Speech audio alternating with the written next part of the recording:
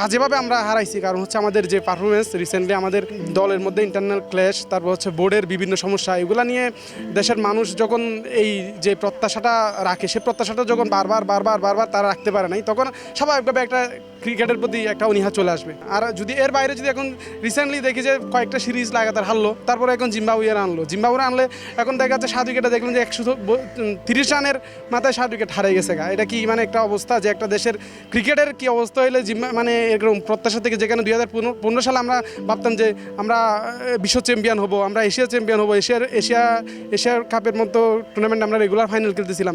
আজকে অবস্থা হচ্ছে কি, আজকে আমরা জিম্বাবুয়ের কাছে এরকম ধরাশয়ী হচ্ছি, আফগানিস্তানের কাছে রেগুলার হচ্ছি। মাশরাফি যে পঞ্চপাণ্ডব ছিল আমাদের, সেটা চলে যাওয়ার পরে যে ধস নামছে, যেমন হচ্ছে লিটন দাসের খেলা বলেন, সৌম্য সরকার বলেন, এদের যে এত সুযোগ দিচ্ছে আসলে মানে এটা মানা যায় না।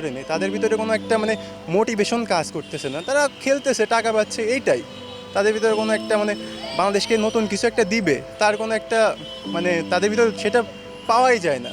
হ্যাঁ, চেতনাটা পাওয়াই যায় না, এটা হচ্ছে মেন সমস্যা। ব্যক্তি সাকিবের কিছু ভুল ত্রুটি থাকতে পারে, কিন্তু দেশের স্বার্থে for the greater interest of our country তাকে কিভাবে কাজে লাগানো যায়, সে বিশ্বসেরা, আমাদের গর্ব, তাকে কিভাবে কাজে লাগানো যায়, সে যদি বাংলাদেশ ক্রিকেট দলে আরও কাজ করে, তাকে কাজ করার সুযোগ দেওয়া হয় ভালোভাবে, যারা অপশক্তি বা দেশের ভালো চায় না, তারা যদি সাকিবের মতো খেলোয়াড়দেরকে নানানভাবে হয়রানি করার চেষ্টা করে, সেটা দুঃখজনক হবে।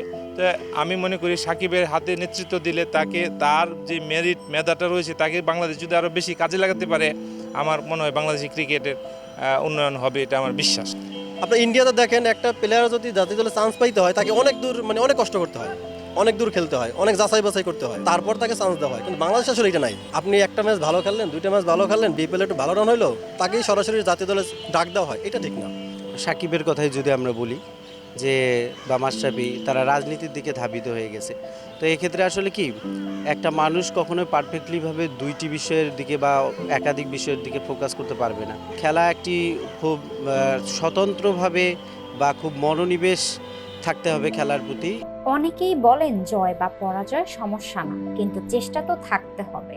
তবে এটা সত্য, এই সমালোচনাগুলোকে অনেক সময় ঘটনমূলক হয়, কারণ বাংলাদেশের সাধারণ মানুষ দলকে ভালোবাসে বলেই এত প্রতিক্রিয়া দেয়।